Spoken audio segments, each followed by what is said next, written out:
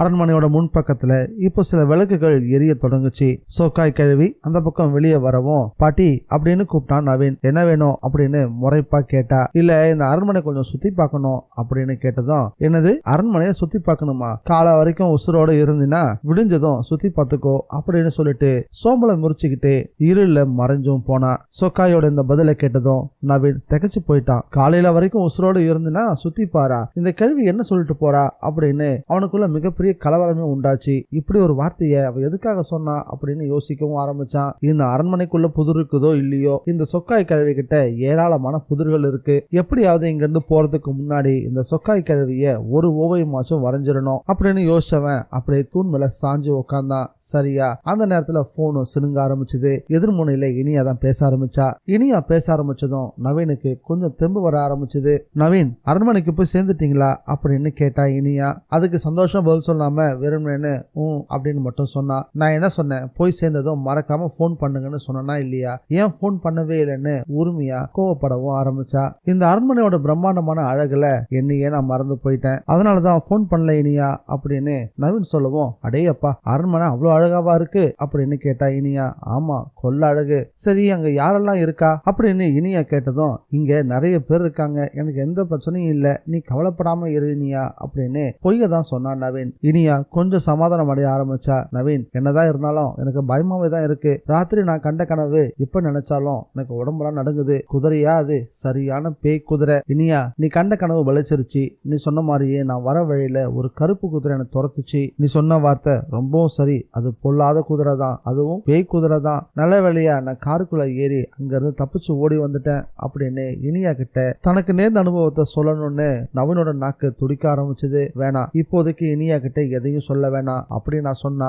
அடுத்த நிமிஷம் பயப்பட ஆரம்பிச்சிருவா. உடனே அங்க இருந்து கிளம்பி வாங்க அப்படின்னு சொல்லிடுவா. அதனால சொல்லாம இருக்கிறது தான் சரி அப்படின்னு யோசிச்சவன் சட்டுன்னு பேச்ச திசை திருப்ப ஆரம்பிச்சான். ஏன் இனியா அந்த குதிரை நின்று மறக்கவே இல்லையா அப்படின்னு கேட்கவும், அது எப்படிங்க மறக்க முடியும், நான் சாகுற வரைக்கும் அந்த கனவை மறக்கவே மாட்டேன். அந்த கருப்பு குதிரைக்கும் உங்களுக்கும் ஏதோ சம்பந்தம் இருக்கிற மாதிரியே எனக்கு தோணுது. ஆரம்பிச்சிட்டியா? சாப்பிட்டீங்களா, ரெஸ்ட் எடுத்தீங்களான்னு ஏதாவது கேட்பான்னு பார்த்தா நீ குதிரை பத்தியே பேசிட்டு இருக்கியே அப்படின்னு நவீன் செல்லமா கோச்சிக்க ஆரம்பிக்கவும், சாரி நவீன் நீங்க சாப்பிட்டீங்களா அப்படின்னு கேட்கவும், இல்ல இனியா இனிமே தான் சாப்பிடணும். என்ன சாப்பிட போறீங்க அப்படின்னு கேட்டதுக்கு, பிரெட்டும் ஜாமுன் தான், நேரத்துல சாப்பிடுங்க, நல்லா படுத்து தூங்குங்க, ராத்திரி நேரத்துல ஓவியம் வரையறேன்னு கண் முழிச்சிட்டு இருக்காதீங்க, அப்புறம் உடம்பு ரொம்பவே கெட்டுரும் அப்படின்னு வரிசையா உத்தரவுகளை போட ஆரம்பிக்கவும், உத்தரவு மகாராணி அப்படின்னு கிண்டலா பதில் சொன்னான் நவீன். இனியா ஒரு சின்ன வேண்டுகோள், இன்னைக்கு ராத்திரி மட்டும் நீ தூங்கவே தூங்காத, என்னைய நினைச்சுக்கிட்டு முழிச்சுக்கிட்டு இரு அப்படின்னு நவீன் சொன்னதும், ஏன் அப்படின்னு கேட்டா, நீ தூங்குனா ஏதாச்சும் கனவு வரும், அப்புறம் கனவு கண்டு பயந்து எழுந்திருப்ப,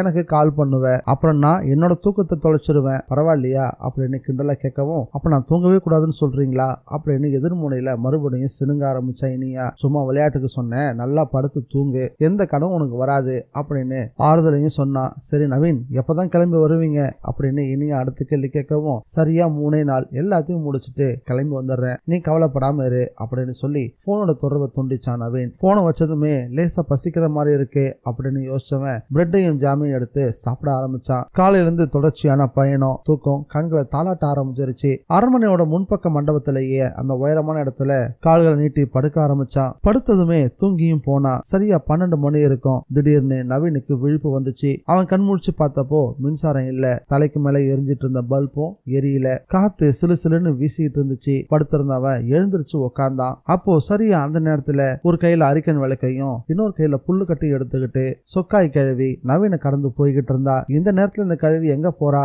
அப்படின்னு யோசிச்சுக்கிட்டே இருந்தான். அது மட்டும் இல்லாம புல்லு கட்டவர் எடுத்துட்டு போறாளே, இங்க ஆடு மாடுன்னு எதையும் வளர்க்கறாளா, நாம வந்ததுல இருந்து அப்படி எதுவுமே பாக்கலையே அப்படின்னு நவீன் யோசிச்சுட்டே உட்காந்து இருந்தான். அதுக்குள்ள சொக்காய் கிழவி நவீன கடந்தும் போயிட்டா. சரி என்னாலும் சரி பின் தொடர்ந்து போவோம், அவ என்னதான் பண்றான்னு பாக்கலான்னு சொக்காய் கிழவிக்கு தெரியாம அவளுக்கு பின்னாடியே பதுங்கி பதுங்கி போக ஆரம்பிச்சான். சொக்காய் கிழவி புல்லு கட்டை எடுத்துக்கிட்டு நேரா அந்த கருப்பு குதிரையோட சிலையை தான் நெருங்கி போனா. கையில கொண்டு வந்த அரிக்கன் விளக்க பக்கத்துல இருந்த சிமெண்ட் மேடு மேல வைக்கவும் புல்லுக்கட்டை தூக்கி கருப்பு குதிரையோட சிலையோட முகத்துக்கு அருக பிடிச்சா. இத பதுங்கியபடியே பார்த்துக்கிட்டு இருந்த நவீனுக்கு சிரிப்பு தான் வந்துச்சு. இந்த கிழவிக்கு என்ன பைத்தியம் பிடிச்சிருச்சா, கல் குதிரைக்கு கொண்டு போய் புல்லுக்கட்டை கொடுத்துட்டு இருக்காளே அப்படின்னு நவீன் நினைச்சுக்கிட்டு இருக்கும் போதே அந்த சம்பவம் நடக்க ஆரம்பிச்சது. அந்த கருப்பு குதிரையோட சிலையில ஒரு சிறு அசைவு ஏற்பட ஆரம்பிச்சது. நீளமான வால் இப்ப மெதுவா ஆட ஆரம்பிச்சது. பசியோடு இருக்கிற ஒரு உயிருள்ள குதிரை எப்படி புல்ல வேக வேகமா சாப்பிடுமோ வேணுமோ அதே போல அந்த கருப்பு குதிரை சிலையும் சொக்காய் கழுவி நீட்டிய புல்லுக்கட்ட வேக வேகமா தின்னு தொடங்குச்சு. கூடவே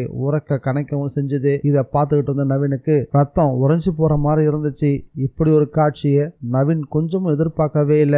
கூண்டு வண்டிய வழி மறிச்சு நின்றுட்டு இருந்தான் துருவன். நான் தான் துருவன் அப்படின்னு சத்தமா சொல்லிக்கிட்டு கூண்டு வண்டிய நெருங்கி வந்தான். வண்டிக்குள்ள இருந்த எல்லாருமே ஒரு நிமிஷம் வெளுத்து போயிட்டாங்க.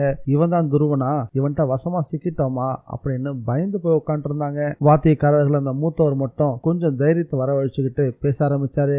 நீ கொள்ள அடிச்சுட்டு போக எங்க கிட்ட எதுவுமே இல்ல. திருவிழாவுக்கு திருவிழா, கோவிலா போய் கூத்தாடுறதுதான் எங்களுடைய பிழப்பே. எங்க கிட்ட பெருசா எதுவுமே கிடையாது. தயவுசெய்து எங்களை வழி மறிக்காத, எங்களை போக விடு அப்படின்னு சொன்னாரு. இந்த மலைக்கும் காட்டுக்கும் ராசாவே நான் தான். பொண்ணும் பொருளும் என்கிட்ட நிறையவே இருக்குது. ஆனா என்கிட்ட இல்லாதது அழகான பெண்கள் மட்டும்தான். அதுவும் அழகான நாட்டிக்காரி நீலமதி என்கிட்ட இருக்கிறான்னா எனக்கு எவ்வளவு பெருமையா இருக்கும். அதனால அவளை என்கிட்ட ஒப்படைச்சிட்டு நீங்க எல்லாம் வந்த வழியே போய்கிட்டே இருங்க. அவளை என்கிட்ட ஒப்படைக்கிறதுக்கு ஈடா உங்களுக்கு தேவையான பணத்தை நான் கொடுக்கறேன் அப்படின்னு சொல்லிக்கிட்டு தன்னோட இடுப்பு பகுதியில சொருகி வச்சிருந்த ஒரு துணி முடிச்சு எடுத்து கூண்டு வண்டியை நோக்கி வீசினா. அதுல கிட்டத்தட்ட 2000 பொற்காசுகள் இருந்துச்சு. இதை நீலமதிக்கு ஈடா வச்சுக்கோங்க, இல்லைன்னா நீங்க எல்லாரும் இங்கே உசரவிட வேண்டியதா இருக்கும் அப்படின்னு எச்சரிக்கையும் பண்ணான் துருவன். நாங்க நீலமதியை விற்க தயாரா இல்ல, எங்களுடைய உயிரே போனாலும் சரி, நீலமதி மட்டும் ஒப்படைக்கவே மாட்டோம் அப்படின்னு உறக்க பேசினார் அந்த மூத்தவர். ஏ கிழவா, வாயை மூடிக்கோ, இல்லன்னா பேச நாக்கு இருக்காது அப்படின்னு அந்த பெரியவரை துருவன் மிரட்டவும் ஆரம்பிச்சான். நீலமதியால பொறுத்துக்கவே முடியல. பொங்கி எழுந்தா. உனக்கு வெக்கமா இல்ல? உன்னோட வீரத்தை கொண்டு போய் வெள்ளக்காரங்க கிட்டையும் ஜமீன்தார் கிட்டையும் காட்ட வேண்டியது தானே?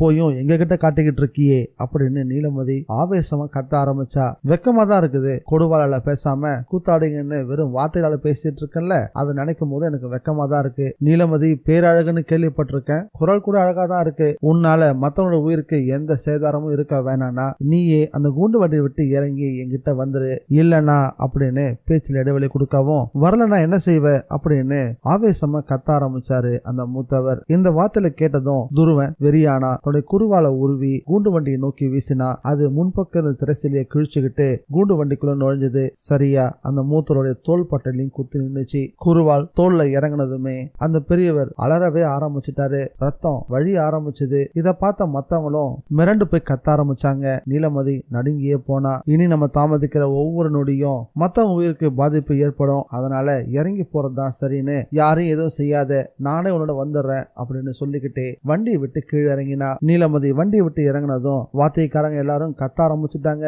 நீலமதி முட்டாள்தனம் செய்யாத, ஏன் வண்டியை விட்டு இறங்கின அப்படின்னு கேட்கவும் ஆரம்பிச்சாங்க. ஆனா நீலமதியை பொறுத்த வரைக்கும் தன்னுடைய மானத்தை விட மத்தவங்க உயிர் தான் பெருசுன்னு நினைக்க ஆரம்பிச்சுட்டா. நீலமதி வண்டியை விட்டு இறங்கினதுமே துருவன் தன் கையில பிடிச்சிருந்த தீப்பந்தத்தை நீலமதியை நோக்கி திருப்பினா. அந்த வெளிச்சத்துல நீலமதியை உச்சியில இருந்து உள்ளங்கால் வரைக்கும் ரசிச்சு பார்த்தான். நீலமதியோட அழகு அவனுக்கு போதை ஊட்ட ஆரம்பிச்சது. நரம்புகள்ல காமம் பரவ ஆரம்பிச்சது. ரத்தமும் சூடாக ஆரம்பிச்சது. நீலமதி, நீ இவ்வளவு அழகா இருப்பன்னு நான் எதிர்பார்க்கவே இல்ல, வா வந்து என் பக்கத்துல நில்லு அப்படின்னு நீலமதிய மயக்கத்தோடவே பார்த்தான். துருவம் பார்க்கிற பார்வை தான் மேல கம்பளி பூச்சி ஊறுற மாதிரியே உணர்வுகளை நீலமதிக்கு ஏற்படுத்துச்சு. ஆனா அவளால எதுவும் பேச முடியல. கண்கள்ல இருந்து தாரத்தாரியா கண்ணீர் மட்டும் வழிஞ்சுகிட்டே இருந்தது. நீலமதி தான் கீழே இறங்கிட்டாலே, நீங்க என்ன நினைக்கிறீங்க, இங்க இருந்து போகலாம், நீலமதியை இனிமே மறந்துருங்க அப்படின்னு வாத்தியக்காரங்களை பார்த்து சத்தமா பேச ஆரம்பிச்சான் துருவன். இனி இவ என் கூட தான் இருப்பா, என் வாழ்க்கையை சந்தோஷமா மாத்த போறதே நீலமதி தான் அப்படின்னு ஏதோ பெணாத்தவே ஆரம்பிச்சான். நீலமதியும் என்னை பத்தி கவலைப்படாதீங்க,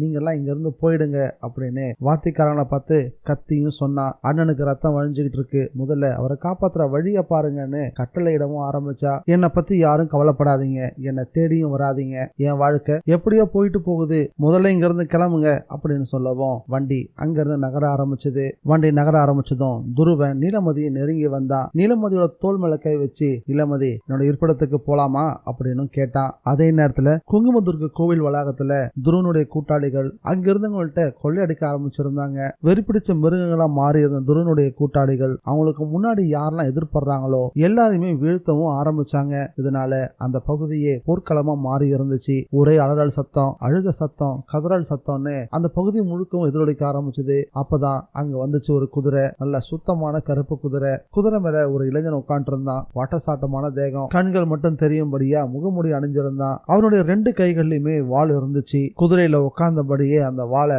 சுழட்டவும் ஆரம்பிச்சான். அந்த மக்கள் கூட்டத்துக்குள்ள துருவனுடைய கூட்டாளிகளை தேடி அவங்களை வீழ்த்தவும் ஆரம்பிச்சான். மக்கள் கூட்டம் கொஞ்சம் நிதானிக்க ஆரம்பிச்சது. யாரோ ஒரு குதிரை வேற நம்மளை காப்பாத்துறான் அப்படின்றத மக்கள் உணர ஆரம்பிச்சாங்க. துருவனுடைய கூட்டாளி கூட்டாளிகளுக்கு தலையில, முகத்துல, மார்புல, முதுகுல, வயிற்றுலன்னு பல இடத்துல வாளால வெட்டுகள் விழுந்திருந்தது. துருவனுடைய கூட்டாளிகள் குத்துயிரும் கொலையுருமா தரையில விழுந்து புரண்டுகிட்டு இருந்தானுங்க. எல்லாரையும் வீழ்த்திய பிறகு அங்கிருந்த ஒரு தீப்பந்தத்தை எடுத்து அந்த கொள்ளக்காரனுடைய முகத்தை பார்க்க ஆரம்பிச்சான். இங்க விழுந்து கிடக்கிறவன்ல துருவன் இல்ல, துருவன் வேற எங்கேயோ இருக்கான். அவன் இங்க வராம இவங்களை மட்டும் அனுப்பி வச்சிருக்கான். அப்ப அவன் எங்க இருப்பான் அப்படின்னு அந்த குதிரை வீரன் யோசிக்கவும் ஆரம்பிச்சான். அதே நேரத்துல அந்த கூட்டத்துக்கு மத்தியில நீலமதி எங்காவது தென்படுறாளா அப்படின்னு அந்த இளைஞன் பார்க்க ஆரம்பிச்சான். ஆனா நீலமதிய எங்கேயுமே காணோம். ஒருவேளை நம்ம வீசிய பணவோல அம்ப வாசிச்சிருப்பாளா, அதை படிச்சதும் நிலைமைய புரிஞ்சுக்கிட்டு இங்கிருந்து தப்பிச்சு போயிருப்பாளா அப்படின்னு பலமா யோசிக்க ஆரம்பிச்சான் அந்த குதிரை வீரன். கூட்டத்தை நோக்கி நீலமதியும் வாத்தியக்காரனும் எங்க போனாங்க அப்படின்னு அந்த குதிரை வீரன் கேட்கவும், நாட்டியக்காரி நீலமதியும் அவங்களோட வந்தவங்களும் ஒரு கூண்டு வண்டியில ஏறி அப்பவே குறுக்கு பாதையில போயிட்டாங்க அப்படின்னு கூட்டத்துல இருந்து ஒரு பெரியவர் குதிரை வீரன் கிட்ட சொல்லவும், அந்த குறுக்கு பாதை வழியா தன்னுடைய குதிரையை தட்டி விட்டான் அந்த குதிரை வீரன். துருவன் இங்க வரலனா ஒருவேளை இந்த குறுக்கு பாதையில தான் வருவான் அப்படின்னு சொல்லி முன்கூட்டியே அங்க காத்துக்கிட்டு இருக்கான துருவன் அப்படின்னு யோசிச்சபடியே குதிரைய பலமா தட்டி விடவும் அந்த கருப்பு குதிரை புயல் வேகத்துல கிளம்ப ஆரம்பிச்சது. கல் குதிரை உயிர் குதிரையா மாறி இருந்தது. சொக்காய் கழனிட்டிய புல்லுக்கட்ட ஆசையா தின்னு தொடங்குச்சு. இதை மறைஞ்சிருந்து பார்த்துட்டு இருந்த நவீனுக்கு தன்னுடைய கண்களால நம்பவே முடியல. தான் பார்த்துட்டு இருக்கிறது கனவா இல்ல நிஜமா அப்படின்ற சந்தேகம் அவனுக்குள்ள வரவும் தன்னைத்தானே கிள்ளி பார்த்தான். வலிச்சது. அப்போ இது கனவு இல்ல, நிஜம்தான். பகல்ல நாம பார்த்தப்போ கருங்கல் சிலையா இருந்த குதிரைக்கு இப்போ இரவுல உயிர் வந்திருக்கு. இது எப்படி சாத்தியம்? இது மாயமா, மந்திரமா, அந்த கல்லுக்குள்ள ஏதாவது ஆவி புகுந்துருச்சா, அப்படின்னா இது பேய் குதிரையா? இந்த கேள்விகளை தனக்குள்ளவே கேட்டுக்க தொடங்கினா நவீன். காலையில வரைக்கும் உயிரோடு இருந்துனா இந்த அரண்மனையை சுத்தி பார்க்கலாம் அப்படின்னு சொக்காய் கிழவி முன்ன சொன்னதுக்கு அர்த்தம் இதுதானா அப்படின்னு இப்ப யோசிக்க ஆரம்பிச்சிருந்தான் நவீன். குதிரை மட்டும்தான் பேய் குதிரையா, இல்ல இந்த சொக்காய் கிழவியும் ஏதாவது ஆவியா, இல்ல மந்திரக்காரியா, நாம இந்த அரண்மனைக்கு வந்து தெரியாம தப்பு பண்ணிட்டோமா அப்படின்ற கேள்விகள் அவனுக்குள்ள பலமா எழ ஆரம்பிச்சது. இதே காட்சியை வேற யாராவது பார்த்திருந்தாங்கன்னா இந்த இடத்திலேயே சுருண்டு விழுந்து உயிரையே விட்டுருப்பாங்க. நவீனுக்கு பலமா வேர்க்க ஆரம்பிச்சிருந்தது. இதயம் அதிவேகமா துடிச்சிட்டு இருந்தது. நாம இந்த அரண்மனைக்கு ஓவியம் வரைய வந்தது ரொம்ப பெரிய தப்பு அப்படின்னு உணர ஆரம்பிச்சிருந்தான். ஒரு ஓவியத்தை கூட முழுசா வரையவே இல்லை. ஒரு ராத்திரி கூட முழுசா இங்க தங்கவே இல்லை. அதுக்குள்ள இப்படி அதிர்ச்சி மேல அதிர்ச்சியா கிடைச்சிக்கிட்டு இருக்கு. இந்த அரண்மனை வெறிச்சோடி கிடக்கிறதுக்கும் இந்த ஊர் வெறிச்சோடி கிடக்கிறதுக்கும் ஏதோ ஒரு சம்பந்தம் இருக்கு. இந்த பிரச்சனைக்குள்ள தேவையில்லாம நாம வந்து சிக்கிட்டோமோ அப்படின்னு நவீன் யோசிக்கவும் ஆரம்பிச்சான். அதே நேரத்துல உயிர் வந்திருந்த அந்த கல் குதிரை புல்லுக்கட்டை சாப்பிட்டு முடிக்கவும் ஒரு அலுமினிய வாளியில தண்ணியை கொண்டு வந்து குதிரைக்கு பக்கத்துல வச்சா சொக்காய் கழுவி. அந்த கருப்பு குதிரை தண்ணியை குடிக்க ஆரம்பிச்சது. இதையும் நவீன் பிரமிப்போட தான் பார்த்துக்கிட்டே இருந்தான். இனி ஒரு நிமிஷம் கூட இங்க இருக்க கூடாது, முதல்ல இங்க இருந்து போகலான்னு முடிவு பண்ணி தான் வந்த வழியே ஓசப்படாம பதுங்கியே தான் படுத்திருந்த இடத்துக்கு வந்து சேர்ந்திருந்தான் நவீன். அவன் படுத்திருந்த அந்த சிமெண்ட் மேடையில சத்தம் போடாம ஏறி படுத்தாம கண்களை இறுக்கமா மூடிக்கிட்டான். மனசுக்குள்ள விடிற வரைக்கும் எப்படியாவது நிலைமையை சமாளிக்கணும், விடிஞ்சதும் முதல் வழியா இங்க இருந்து கிளம்பணும், ஓவியமும் வேணாம் ஒன்னும் வேணாம் அப்படின்னு முடிவுக்கு வந்திருந்தான் நவீன். எப்படியாவது தூங்கணும் அப்படின்னு முயற்சி பண்ணி பார்த்தான். இப்படி ஒரு காட்சியை பார்த்த பிறகு எந்த மனுஷனுக்கு தான் தூக்கம் வரும்? தூக்கம் கண்களை நெருங்க மாட்டேன்னு அடம் பிடிக்க ஆரம்பிச்சது. திடீர்னு குதிரை கணக்கிற சத்தமும் கேட்டது. சத்தம் கேட்டதும் பயந்து போய் எழுந்திருச்சு உட்கார்ந்தான். பூனை மாதிரியே பதுங்கி அங்கிருந்து ஒரு பெரிய தூணுக்கு பின்னாடி இருந்து தூரத்துல இருந்த அந்த கருப்பு குதிரையை கவனிக்க ஆரம்பிச்சிருந்தான். சொக்காய் கிழவிக்கு முன்னாடி அந்த கருப்பு குதிரை தன்னுடைய 2 முன்னங்கால்களையும் உயர்த்தி கணக்க ஆரம்பிச்சது. சொக்காய் கிழவி அந்த கருப்பு குதிரையை தடவியும் கொடுத்தா. பிறகு அங்கிருந்து அரிக்கன் விளக்கு எடுத்துக்கிட்டு அரண்மனையோட பின்பக்கமா நடக்க ஆரம்பிச்சா. அவன் நடக்க ஆரம்பிச்சதுமே குதிரை கல் குதிரையா மாறி இருந்தது. நல்ல வேலையா சொக்காயி தான் பக்கம் வரல, பின்பக்கம் வழியா போயிட்டாலேன்னு சந்தோஷப்பட்டுக்கிட்டு தான் படுத்திருந்த அந்த மேடை மேல வந்து ஏறி படுத்தான். நவீன் தன்னுடைய இடத்துல படுத்ததுமே மின்சாரம் வந்திருந்தது. அவன் தலைக்கு மேல விளக்கு எரிய ஆரம்பிச்சது. அப்போ இவ்வளவு நேரம் நடந்த அமானுஷத்துக்கும் இந்த கரண்ட் போனதுக்கும் ஏதோ ஒரு சம்பந்தம் இருக்கு அப்படின்னு யோசிச்சபடியே படுத்துக்கிட்டு இருந்தான் நவீன். அப்போ அரண்மனைக்குள்ள இருந்து ஒரு சப்தம் கேட்க ஆரம்பிச்சது. யாரோ ஒருத்தர் காலில் சலங்கையை கட்டிக்கிட்டு நடந்து போற மாதிரியான ஒரு சத்தம் ஜல் ஜல் ஜல்னு கேட்க ஆரம்பிச்சது. அந்த சலங்கை ஒளியை கேட்கறதுக்கே இனிமையா இருந்தது. யாரோ ஒருத்தர் காலில் சலங்கையை கட்டிக்கிட்டு நாட்டியம் ஆடுறாங்கன்றது நவீனுக்கு தெளிவா புரிஞ்சது. அப்போ யாரோ அரண்மனைக்குள்ள இருக்காங்க, அவங்க தான் நாட்டியம் ஆடுறாங்கன்னு நவீன் எழுந்திருச்சு உட்கார்ந்தான். சொக்காய் கிழவி அரண்மனையோட பின்பக்கம் தானே போனா, அப்போ அரண்மனைக்குள்ள இருக்கிறது யாரு, போய் பார்க்கலாமா அப்படின்னு யோசிச்சவனுக்கு இப்பதான் ஒரு அமானுஷமான விஷயத்த பார்த்தோம். கல்குதிரைக்கு உயிர் வந்துச்சு. இப்ப உள்ள நாட்டியம் ஆடிட்டு இருக்கிறது யாருன்னு தெரியல, போய் பார்க்கலாமா, பார்த்தா ஏதாவது பிரச்சனை வருமா அப்படின்னு யோசிச்சபடியே உட்காந்துருந்தான்.